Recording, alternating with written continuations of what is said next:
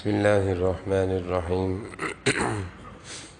الحمد لله والصلاة والسلام على سيدنا محمد وعلى آله وأصحابه أجمعين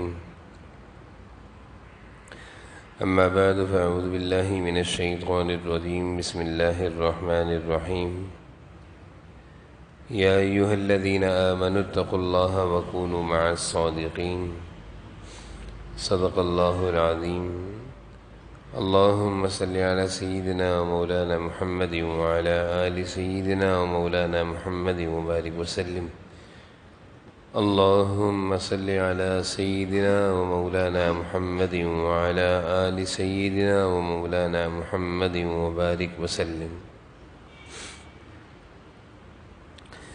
میرے قابل احترام بزرگوں اور عزیز بھائیوں،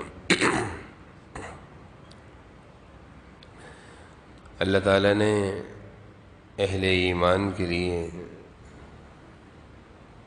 دو چیزوں کو لازمی قرار دیا ہے۔ اللہ تعالیٰ نے قرآن کریم میں اہل ایمان کے لیے دو چیزوں کو اختیار کرنے کا حکم دیا ہے۔ اتقوا اللہ وکونوا مع الصادقین۔ پہلی چیز ہے تقوی اختیار کرو، اور دوسری چیز ہے نیک لوگوں کے ساتھ رہو۔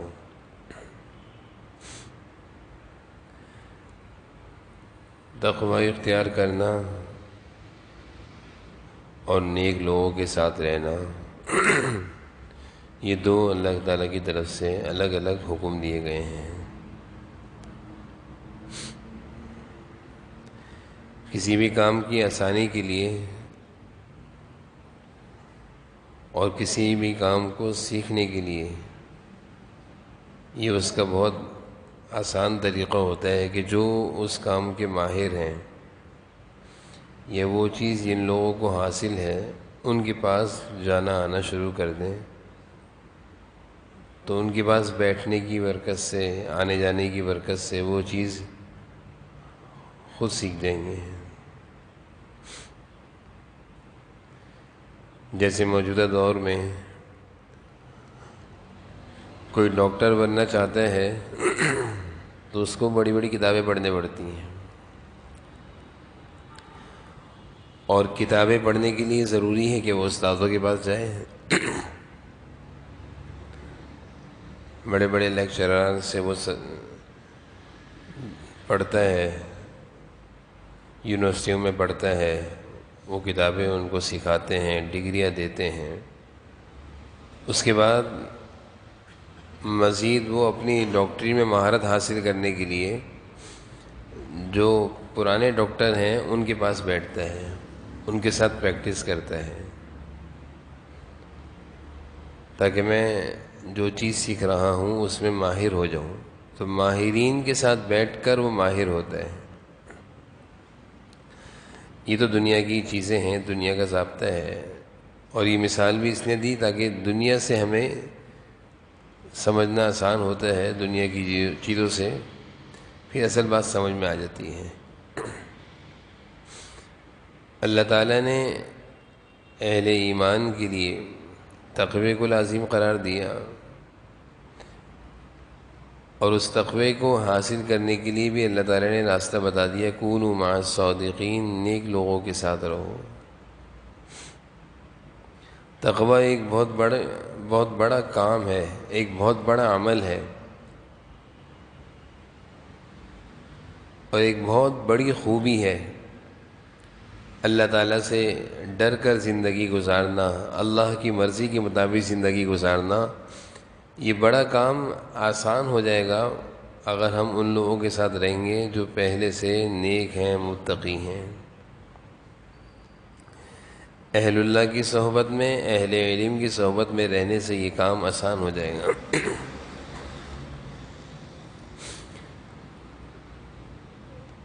اللہ تعالیٰ نے آسمانوں سے انسانیت کی ہدایت کے لیے کتابیں اتاری ہیں،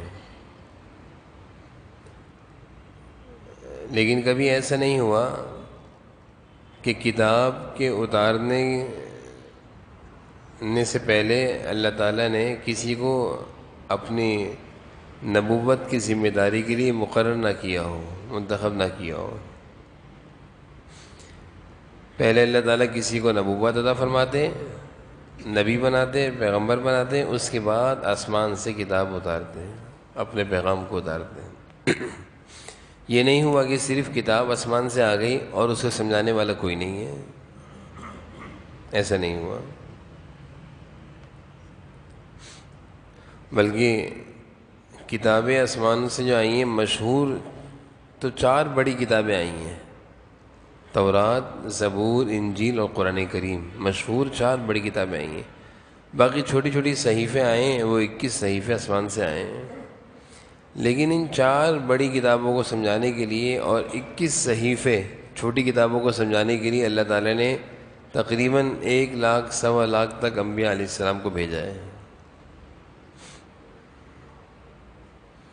کہ صرف کتاب پڑھ کر کوئی دیندار نہیں بنے گا، بلکہ وہ کسی کو دیکھ کر دیندار بنے گا۔ یہی وجہ ہے کہ اگر ہم صحابہ کی زندگی کو دیکھیں کہ انہوں نے حضور اکرم صلی اللہ علیہ وسلم کے ہر عمل کو لیا ہے، آپ چل کس طرح رہے ہیں، آپ کھا کس طرح رہے ہیں، آپ معاملات کیسے کر رہے ہیں، آپ کا رہن سہن کیسا ہے، آپ کا برتاؤ کیسا ہے، آپ کی تجارت کیسی ہے، ہر چیز صحابہ نے حضور اکرم صلی اللہ علیہ وسلم کے پاس رہ کر سیکھی ہے۔ تو حضور اکرم صلی اللہ علیہ وسلم کی صحبت میں رہتے ہوئے یہ ساری چیزیں سیکھنا، اسی کو کہتے ہیں صحبت، نیک لوگوں کی صحبت، جس کو کونوا مع الصادقین اللہ تعالیٰ فرما رہے ہیں، انتہائی ضروری ہے۔ صحابہ کے دور سے لے کر اب تک ایک زمانے تک یہ معمول تھا کہ اپنے بچوں کو، اپنے نوجوانوں کو لوگ علماء اور اہل اللہ کی صحبت میں لے جایا کرتے تھے، نیک مجلس میں، نیک ماحول میں لے جایا کرتے تھے، اس کا ایک الگ اثر ہوتا ہے۔ لیکن آج ہمارے بچوں کو، ہمارے نوجوانوں کو سارے ماحول سمجھ میں آتے ہیں، ساری جگہوں پر جانا اچھا لگتا ہے، لیکن مسجد کے ماحول سے ہمارے نوجوان نا آشنا ہیں، ہمارے بچوں کو نہیں معلوم مسجد کا ماحول، نیک لوگوں کی صحبتیں، اہل اللہ کی صحبتیں، اہل علم کے پاس لا کر اپنے بچوں کو بٹھانا، یہ سلسلہ ختم ہو گیا ہے، جبکہ یہ بہت ضروری ہے کہ اپنے بچوں کو اہل علم، اہل اللہ کی صحبت میں لا کر بٹھانے سے ان کو معلوم تو چلے کہ ہم مسلمان ہیں، اور بحیثیت مسلمان ہم پر کیا کیا ذمہ داریاں ہیں، ہمارے نبی کون ہیں، آسمانی کتاب کون سی ہے ہماری، یہ چیزیں کیسے معلوم چلیں گی جب ہم ان کو لے کر نہیں آئیں گے۔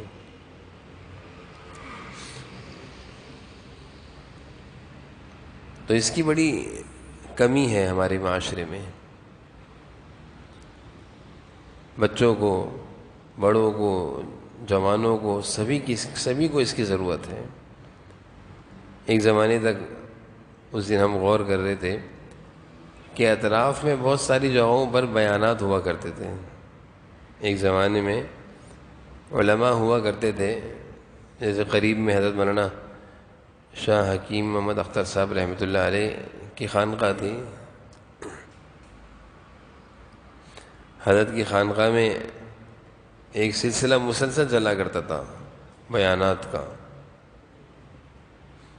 اور لوگ خوب آیا کرتے تھے، خواتین کا بھی انتظام تھا، اور بچے بھی آ رہے ہیں، نوجوان بھی آ رہے ہیں۔ اسی طرح قریب میں حضرت مولانا یوسف لدھانی شہید رحمۃ اللہ علیہ کا سلسلہ تھا، فلاں مسجد میں حضرت کا بیان ہوا کرتا تھا۔ پہلے ایک سلسلہ تھا، اور ایک ماحول تھا، اور ایک فضا تھی۔ ہمیں اچھی طریقے سے یاد ہے، فلاں مسجد میں فجر کی نماز میں حضرت لدھانی شہید رحمۃ اللہ علیہ کا درس قرآن ہوا کرتا تھا، درس قرآن فجر کی نماز میں، اور طریقہ کار درس کا یہ تھا کہ حضرت درس کے لیے قرآن کریم کھول کے بیٹھتے تھے، اور ادھر بھی لمبی لائن لگتی تھی ڈیکسوں کے ساتھ، ادھر بھی لمبی لائن لگتی تھی ڈیکسوں کے ساتھ، اور سب لوگ قرآن کریم کھول کر بیٹھا کرتے تھے، ایک لمبا حلقہ ہوا کرتا تھا، اور کافی تعداد میں لوگ آیا کرتے تھے فجر کی نماز میں، اور حضرت کا فجر کے بعد درس ہوا کرتا تھا، اور اکثر لوگ وہ ہوا کرتے تھے جو دور دراز سے آتے تھے، محلے کے لوگ کم تھے، دور دراز سے فجر کی نماز میں گاڑیوں کی لائنیں لگی ہوئی ہوتی تھیں، درس قرآن میں آ رہے ہیں، حضرت کا درس سننے آ رہے ہیں۔ یہ ایک مزاج تھا، یہ ایک ماحول تھا، یہ ایک فضا تھی، اب وہ ختم ہو گئی۔ اس کا نقصان کیا ہوا کہ دین کی اہمیت، عظمت، احترام دل سے نکل گیا، اب یہ نہیں پتا کہ کیا صحیح ہے کیا غلط ہے۔ جب انسان علماء کی صحبت میں، اہل اللہ کی صحبت میں بیٹھتا ہے تو بہت ساری دینی معلومات اس کو حاصل ہو جاتی ہیں۔ اب اس چیز کی بہت زیادہ کمی ہوتی جا رہی ہے۔ ایک بزرگ کے بارے میں آتا ہے، شیخ سلیمان درانی رحمۃ اللہ علیہ، ایک اللہ والے گزرے ہیں، اولیاء اللہ کے سردار کہلاتے ہیں۔ شیخ سلیمان درانی اولیاء اللہ کے سردار کہلاتے ہیں۔ ان کی جو شروع کی زندگی تھی وہ دین سے دوری کی زندگی تھی، اتنے دین سے قریب نہیں تھے، بہت دور تھے۔ لیکن ایک مرتبہ ایسا ہوا، کسی بزرگ کے وعظ میں چلے گئے، بیان میں چلے گئے، جو گئے تو قلبی سکون حاصل ہوا، مزہ آیا، اطمینان ہوا، طبیعت سے بے چینی کم ہوئی، اور دل میں اچھے جذبات پیدا ہوئے۔ مجلس ختم ہوئی، گھر چلے گئے، پھر وہ بے چینی، پھر وہ بے قراری۔ پھر اگلے دن حضرت کی مجلس میں بیان میں دوبارہ آئے شیخ سلیمان درانی رحمۃ اللہ علیہ، دارانی رحمۃ اللہ علیہ، تو پھر مجلس میں آ کے بیٹھے، وعظ میں بیٹھے، سکون، اطمینان، قلبی رجحان اچھے، مزہ آ رہا ہے۔ پھر مجلس ختم ہوئی، گھر چلے گئے، پھر وہی پرانی کیفیت، بے چینی، بے قراری۔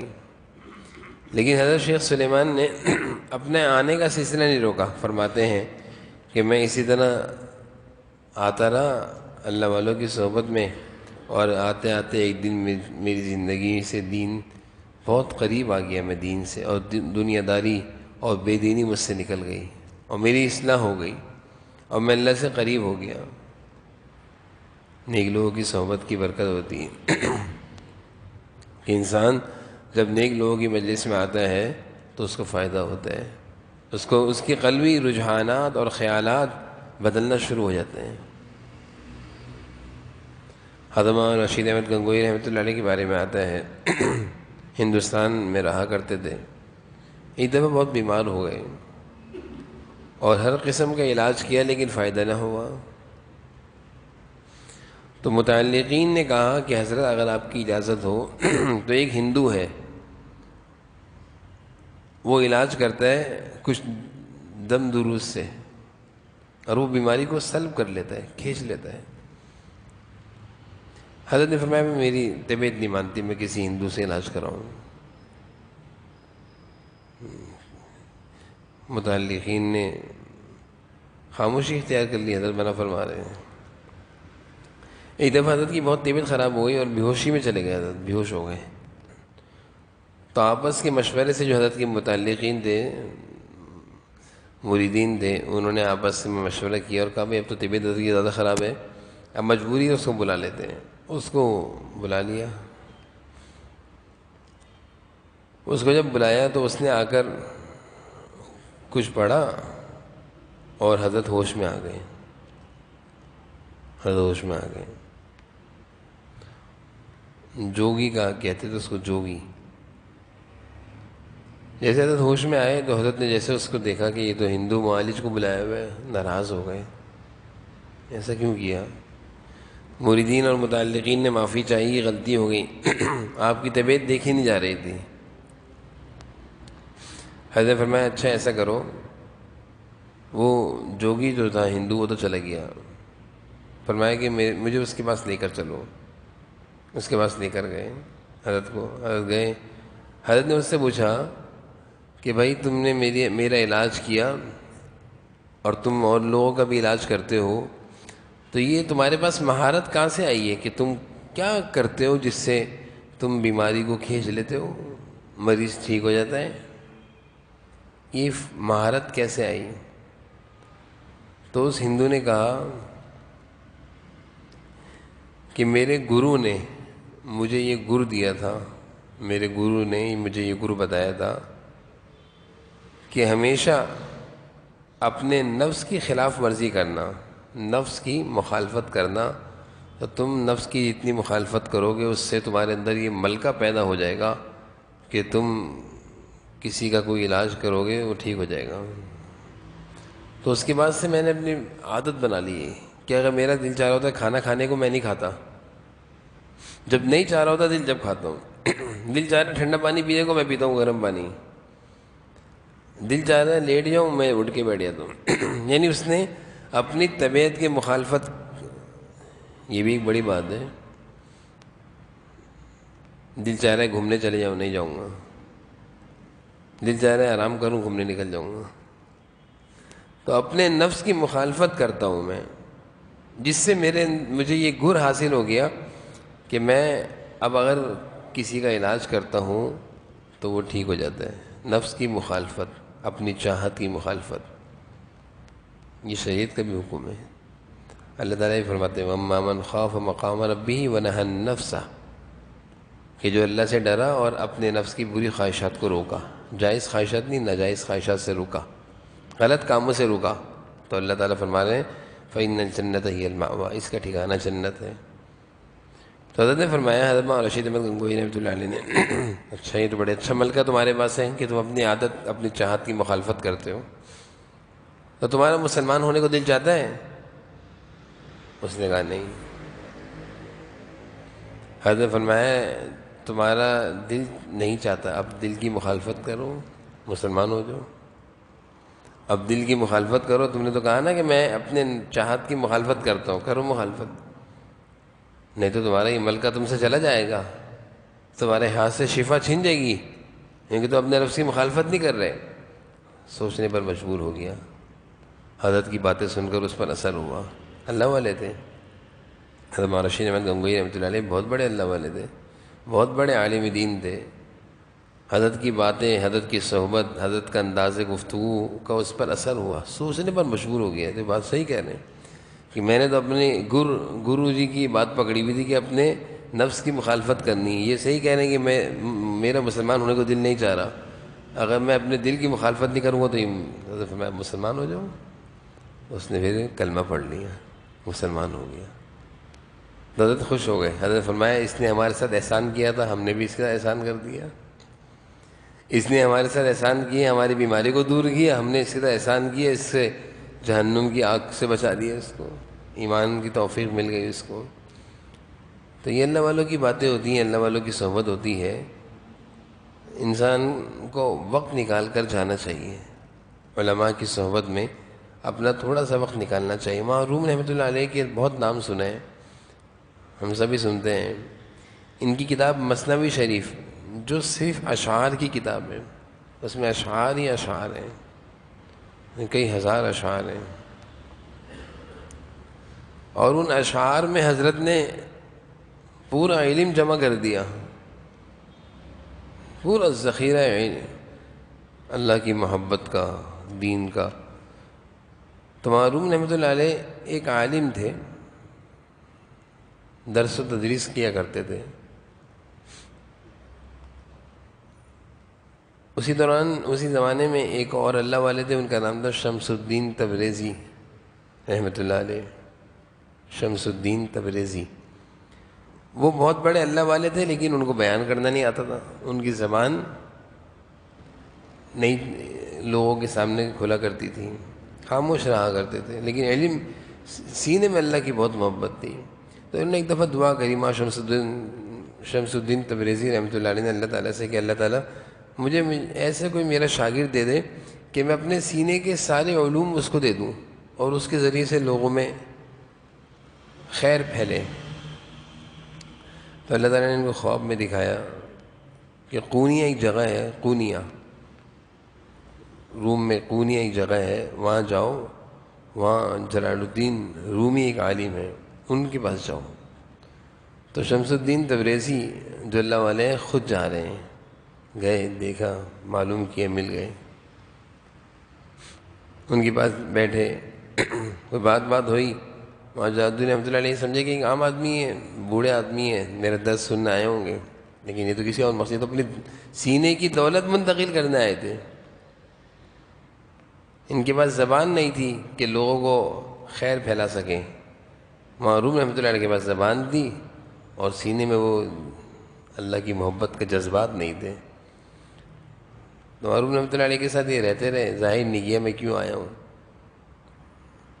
ایک دن معروم رحمۃ اللہ علیہ ان کو اپنے گھر لے گئے اور ایک بہت اہم کتاب تھی، نسخہ ایک ہی کتاب تھی، وہ پین سے لکھی، ہاتھ سے لکھا جاتا تھا، ہاتھ سے لکھا ہوا ایک نسخہ تھا، تو معروم رحمۃ اللہ علیہ نے اس کو پڑھ رہے تھے۔ شمس الدین تبریزی رحمۃ اللہ علیہ نے پوچھا یہ کیا پڑھ رہے ہو؟ یہ کتاب بڑی قیمتی ہے، ایک ہی نسخہ ہے، ہاتھ سے لکھا ہوا۔ شمس الدین تبریزی رحمۃ اللہ علیہ خاموش ہو گئے۔ معروم رحمۃ اللہ علیہ اٹھ کر کسی کام سے اندر گئے تو انہوں نے جلدی سے یہ کتاب اٹھائی اور تالاب میں ڈال دی، تالاب میں ڈال دی۔ گھر کے اندر تالاب ہوا کرتے تھے چھوٹے چھوٹے۔ معروم رحمۃ اللہ علیہ جب واپس آئے تو کہا وہ کتاب کہاں ہے میری، کتاب کہاں ہے میری؟ پریشان ہوئے، تلاش کرنے لگے تو انہوں نے بتایا وہ تو میں نے تالاب میں ڈال دی۔ معروم رحمۃ اللہ علیہ ان حضرت بزرگ پر ناراض ہوئے، شمس الدین تبریزی رحمۃ اللہ علیہ پر، کہ آپ نے اتنی اہم کتاب پانی میں ڈال دی۔ تو وہاں شمس الدین تبریزی رحمۃ اللہ علیہ نے کہا پریشان نہ ہو، تالاب کے قریب گئے، کتاب نکال کر دے دی، دیکھا کتاب بالکل ویسے ہی خشک، گیلی بھی نہیں ہوئی۔ اللہ والوں کی کرامت ہوتی ہے، بزرگوں کی باتیں کرامت ہوتی۔ تو معروم رحمۃ اللہ علیہ پہ بڑا گہرا اثر پڑا کہ یہ کیا؟ تو وہاں شمس الدین تبریزی رحمۃ اللہ علیہ نے فرمایا بھائی تمہارے پاس جو علوم ہیں وہ الگ ہیں اور ہمارے پاس جو علوم ہیں وہ الگ ہیں۔ تو معروم رحمۃ اللہ علیہ نے فرمایا کہ میرے پاس تو کتابی علوم ہیں، انہوں نے کہا میرے پاس سینے کی علم ہے، اللہ کی محبت وہ ہے۔ تو وہاں رومی رحمۃ اللہ علیہ ان کے پیچھے لگ گئے کہ آپ مجھے وہ علم دیں، تو پھر ان کی صحبت میں رہے، ان کے ساتھ رہے، ان کے ساتھ ساتھ رہے، محنت کری، رہتے رہتے اللہ تعالیٰ کی محبت ان کے سینے میں منتقل ہو گئی۔ پھر اللہ تعالیٰ نے وہاں جلال الدین رومی رحمۃ اللہ علیہ سے جو کام لیا کہ آج تک ان کا نام لیا جاتا ہے اور آج تک ان کے نام، ان کے اشعار کی کتابیں ہر ایک پڑھتا ہے۔ ایسے اللہ کی محبت کے اشعار ہیں، ایسی ان سے اللہ کی محبت ان اشعار سے ٹپکتی ہے کہ پڑھنے والا اللہ کی محبت میں مست ہو جاتا ہے۔ یہ سب کیا تھا؟ یہ شمس الدین تبریزی رحمۃ اللہ علیہ کی صحبت کی برکت تھی، نیک لوگوں کی صحبت تھی۔ تو ہمیں بھی اس کا اہتمام کرنا چاہیے، ہفتے میں ایک آدھ دن خود بھی اور اپنے گھر والوں کو ضرور اللہ والوں کی صحبت میں لے جانا، بیانات میں لے جانا، خود بھی سننا، گھر والوں کو بھی سنانا، اس کا بڑا اثر ہوتا ہے۔ جیسے انسان اللہ نہ کرے، اللہ نہ کرے، اللہ حفاظت فرمائے، کوئی میوزیکل چیز سنتا ہے، جیسے مثال ہے گانے، تو اس کے گندے اثرات اس کے دل میں جذبات گندے پیدا ہوتے ہیں، برے جذبات پیدا ہوتے ہیں، شیطانی خیالات بڑھتے ہیں، کیونکہ ایک غلط چیز جا رہی ہے، اس کا اثر ہے، اس کا اثر ہے۔ اسی طرح جب ایک اچھی چیز ہم سنیں گے، چاہے وہ قرآن کی تلاوت سنیں، چاہے وہ حضور اکرم صلی اللہ علیہ وسلم کی محبت میں اشعار اور نعت سنیں، اور چاہے اللہ والوں کی زبانوں سے دینی باتیں سنیں، اس کے بھی اچھے اثرات ہوں گے۔ وہ جب دل میں جائیں، کان کے راستے سے جب دل میں اتریں گے تو اثر اچھا ہوگا۔ اس کے لیے ضروری ہے کہ اپنے دل کے جذبات کو پاک صاف رکھنے کے لیے نیک لوگوں کی صحبت میں جانا۔ اللہ تعالی ہم سب کو جو کچھ کہا سنا اس پر عمل کی توفیق نصیب فرمائے۔ وآخر دعوانا الحمدللہ رب العالمین، الحمدللہ رب العالمین، المتقین والصلاة والسلام علی سیدنا المرسلین، اللہم صلی علی سیدنا مولانا محمد وعلی آل سیدنا مولانا محمد وبارک وسلم۔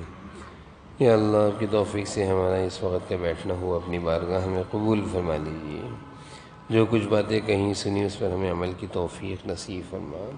اللہ ہم سب کو، ہماری اولاد و نسلوں کو، ہمارے احباب دوست و شاگرد و متعلقین کو، ہمارے دروس اور بیانات سننے والوں کو، سب کو یا اللہ اپنے مقبول بندوں میں، اپنے مخلص بندوں میں، اپنے عارفین عاشقین میں شامل فرما لیجیے۔